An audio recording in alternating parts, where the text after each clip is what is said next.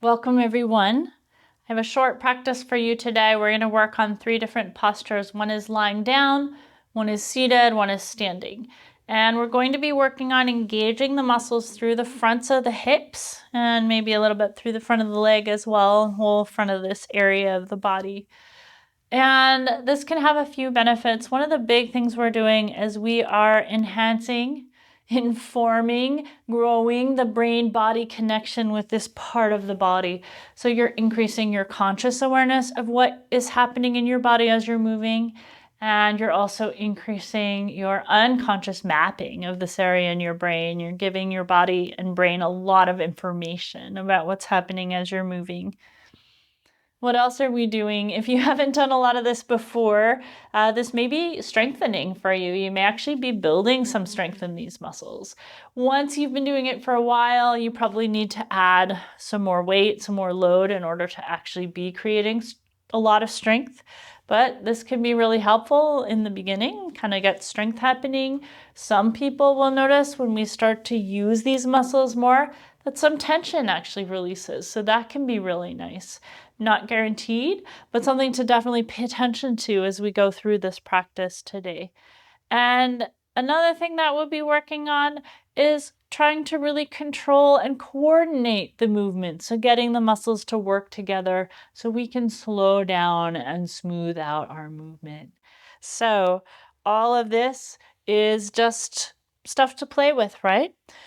For this practice, if you have a few props, you may find them handy. If you don't, they're all completely optional.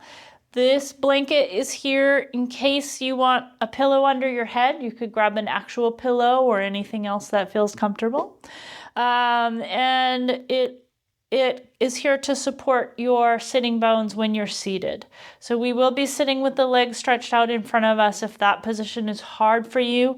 Sitting up on a cushion or a blanket or even on a firm chair, the seat of a firm chair might be really helpful. And then at the very end of the practice, you'll have an option to use a strap. Not everyone will even want to do so. But if you have a strap, a dog leash, a belt that's not stretchy, and you want to grab that to have that on hand just in case, feel free to grab that. We won't use it till the end of practice, so we'll just put that off to the side. Lastly, a block will be really helpful for the first pose that we're doing. And we're going to use this to make your arm a little longer than it is. That'll help make the pose a little easier. So if you have a block, have it handy. If you don't have a block, don't worry. You can do this without. It's just a little bit more of a stretch for the arm. So I like to have that block to make the posture a little easier.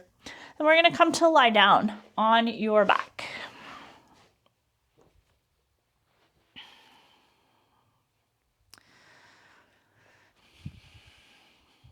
Taking a moment to get settled.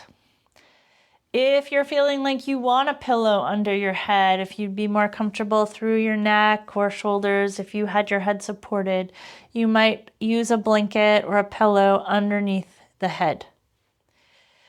Pay attention to where you put your feet to start out. So if you have them really close to the sitting bones, for some people this is a little more comfortable, but it also is going to change how you're able to move. So if you're able to comfortably step the feet a little further away, we're looking for a little bit more of a sense of space in the knees, the hips, and the low back, and to still feel really nicely supported through the feet. So you're coming into the supportive rest position, any position with the hands that feels good on your body or by your sides. We'll take a few breaths just to feel here. Noticing your connection to the floor. Any parts of your body that feel heavy or parts of your body that feel lighter or more lifted.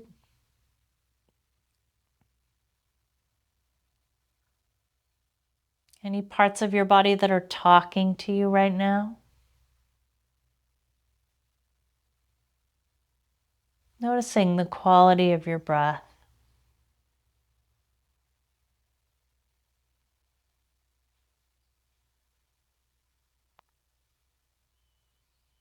And then just to see if you want, you can straighten your legs onto the ground for a few breaths. And here we're noticing how you feel through your low back, how you feel through the fronts of your hips, what kind of rotation your legs want to sit at. Maybe one side wants to turn out more. Noticing any sensations through the upper back and the shoulders, the neck when we straighten the legs, just paying attention to what's happening for you.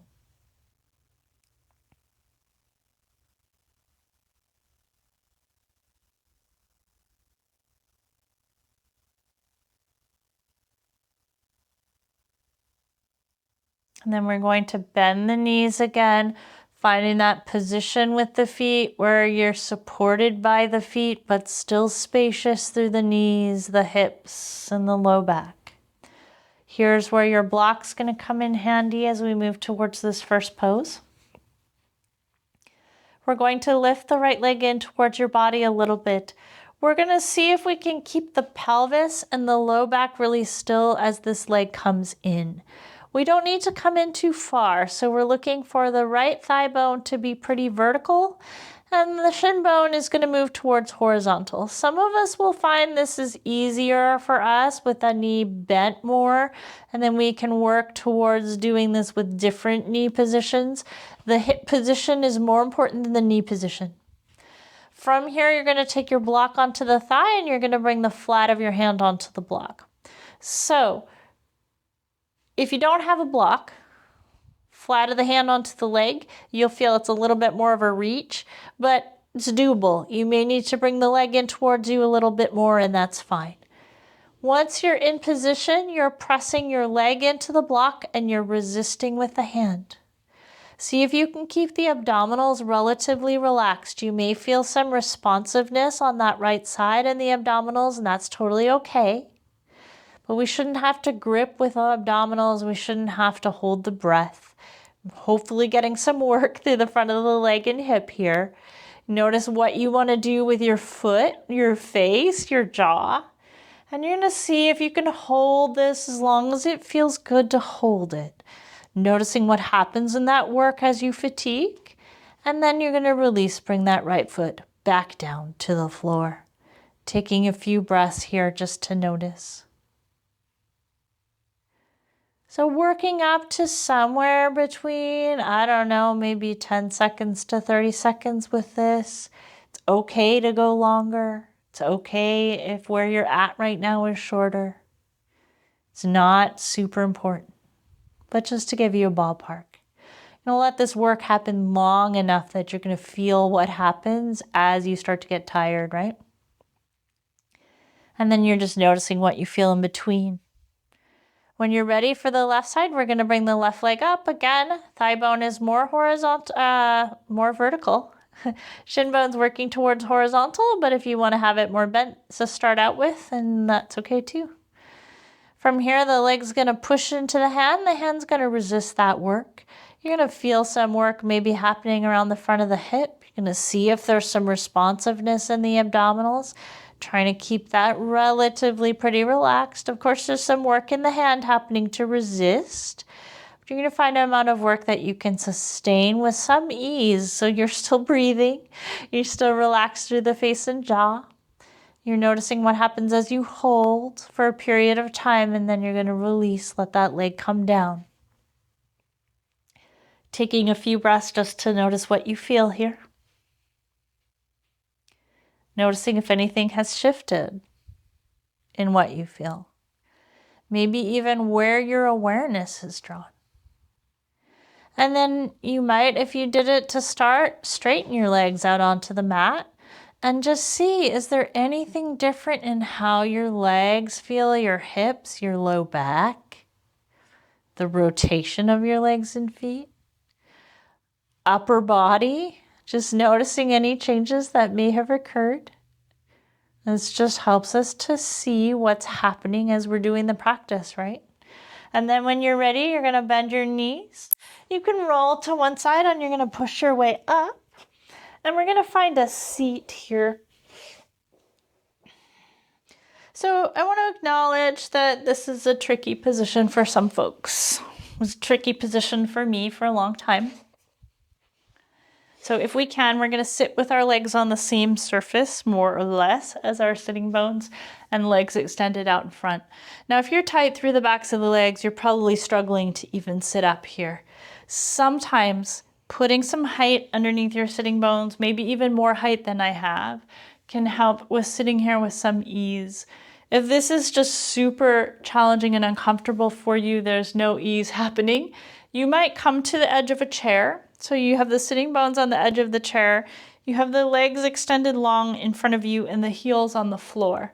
So you're going to change this angle quite a lot here at the hips, and that might work fine for you. So you could give that a try too if you want to. From here, we're going to bring the hands to the ground or the seat of the chair next to you, or you might choose to practice with the hands lifted. Either way. And we're going to just see what is doable here for you. So the first thing you're going to do is you're going to think about lifting that right leg up, placing it back down, lifting the left leg up, placing it back down. And you're going to notice, where does the work happen? What else happens in your body? Now, this is quite a lot of work. Legs are heavy, and we're already in a position here where we don't have a lot more range of motion, perhaps. So it's going to be really hard. There's not a lot of space for that muscle to contract. This is challenging.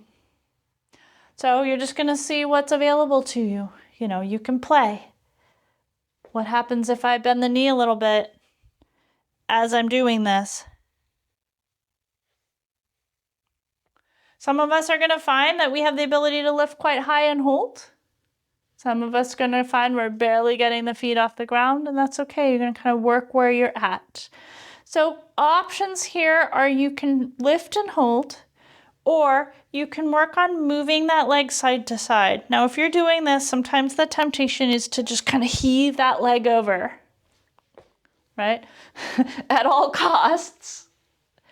We're going to see if we can be a little more controlled with it. So really thinking about quiet and heavy through the pelvis, quiet through the chest, quiet through the arms, lifting that leg and slowly with control bringing it over to the side, slowly with control bringing it back, trying the other side. Work is probably happening through the fronts of the legs and hips here as you're experimenting with these movements. Maybe other things are going on, so you're going to notice what that is. You're going to see if you can quiet anything you don't need as you're working to bring a little movement into your body here. Now, these are going to look different for different people. Maybe waking up this area in the front of the legs and hips. Maybe finding that this is actually quite challenging for you. So you do a few repetitions, either lifting and holding or moving side to side. Finding as much control as you can, noticing if things get easier or harder with time. And then coming back into your seat, just noticing how you feel here. And then we'll make our way up to standing.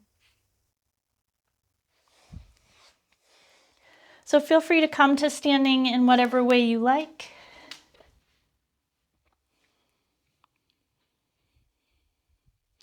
Now, this is where the strap may be helpful for some people, but I'll give you two options. I'll give you a strap option and a no strap option, and you can figure out what you want to do. So we're going to start by just feeling into the feet on the floor. Have a little space between your feet. We don't need to be balancing with the feet touching. You might shift your weight a little side to side and forward and back, really feeling the feet connecting to the floor, getting centered on the feet to the best of your ability. We're going to be doing a little balance here. So if it helps you to be by a wall or to have a chair to hang on to, you can do that. I'm going to go ahead and grab my strap so I can show you both of my options here. I'm going to put that over my shoulder because we'll start with no strap. So we're going to shift weight into the right foot. So getting solid on both feet, strong through the outer right hip. You're going to shift your weight to the right, and as you do that, you're going to use the outer right hip strength to keep the pelvis level. Okay? So shifting over to the side, strong through the hip, level as you can be through the pelvis as you lift the leg. And we're shifting over to the right, strong through the pelvis, lifting your leg up. A few options here. If you don't have a strap or you don't want to use one, you can use the hands under the back of the thigh to give the leg some support and pull it up even a little higher than you maybe otherwise would. If you have the strap, you can double the strap, and you can use that to provide support through the back of the leg. Or if you're someone who feels pretty good with the leg extended part way or all the way, you can use that strap underneath your foot and take your leg out in front like this. No matter what you choose, you're supporting your leg, pulling it up maybe even a little higher with your strap or your hands. And then you're going to release that hold and you're going to see if you can keep your leg where it's at using just the muscles of the leg and hip. You're breathing and you're looking at something that's not moving, being steady if you can. And then when you're ready, you're going to see if you can slowly lower that leg down with control in whatever position you have it in. I got myself in trouble by switching between one and the other there. So as you practice this, you're going to figure out which one of these variations you want to practice with. It's a lot easier if you stick with just one. So you can come and stand on both feet, noticing how you feel. And then we're going to do the other side. So now you're shifting weight over into the left leg, strong through the left hip, holding the pelvis relatively level as you take the weight onto the left foot and start to lift the right. And then you're either using your hands underneath the thigh, or you're using your strap underneath the thigh to pull up a little higher through the strap, or you're using the strap around the foot, using that for some support as you're lifting the leg up. And that leg could be straighter or more bent. So any of these variations works well. Picking whichever one you want to do. You're going to come in, pulling that leg up, and you're going to see if you can hold it in position. Now just using the muscles of the legs and hips. Of course, the other leg is working to hold you steady. You're going to feel free to hold on to something if you like. Steady gaze. Still breathing. Not doing the pose so much with your face. And then you're going to see if you can have enough control to slowly step that lifted leg down, coming to stand on both feet. You're going to notice how that feels.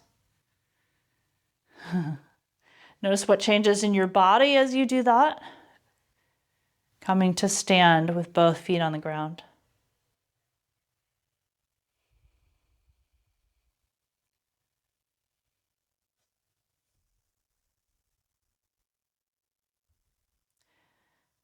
From here, we're going to come back down to the floor just for a moment to check in. So this is where we started from and got our baseline. So we're going to come back and finish lying down. Coming back as close as you can to the position you started in. And we'll take a few breaths here just to settle onto the ground. Feeling your connection to the floor. Letting your nervous system recognize that you're supported now. You don't have to hold yourself upright.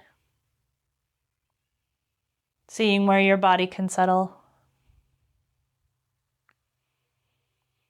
And then you're noticing what feels heavy, what feels lifted, what feels more connected to the floor, and has it changed? Noticing the quality of your breathing. The ease of your breathing, or lack thereof. And then if you did it to start, you might straighten your legs. Or even if you didn't, maybe it was uncomfortable at first and now you want to try and see if it's more comfortable. Here you're noticing for changes that might have happened around the low back, the front of the hips, a rotation of the legs, or maybe even up into the upper body. breathing and feeling.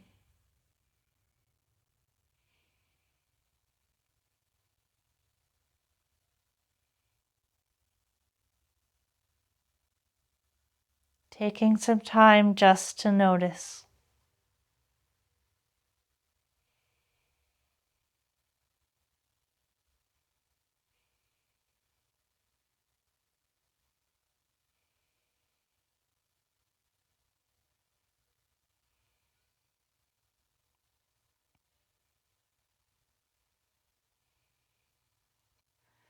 So there's no rush here. If you have more time, you may take more time.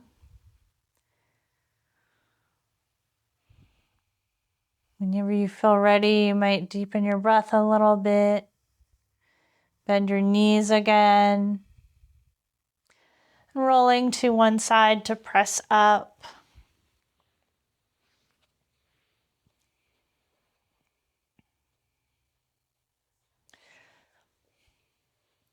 So one thing about this practice, we did some different postures, the different levels of challenge and different areas of challenge. So legs were in different positions, whether the legs are straighter or more bent, that's going to make a big difference to how this feels in different people's bodies. So this was an exploration for you to kind of get to know what's going on in your body when you do these kinds of movements. You're creating better mapping for yourself, better understanding of your own body, right? From this place, you may decide that this is not a practice you want to do end to end, but that maybe there's one of these three poses that you want to work with for a little while and see what happens over time in terms of change when you're practicing it regularly. And then maybe you want to explore another option in the same family of movements to see how that goes for you. If you found any part of this challenging and you have questions about it, or you just want to share what your experience was, I'd love if you do that in the comments. I will read the comments and reply to them. So please feel free to reach out if you have any questions or comments about this practice. I hope that you will explore some of these movements and see where they take you as you work with them a little bit more over time. Thank you so much for practicing with me. Take really good care. And may we all be balanced and well. Thanks so much.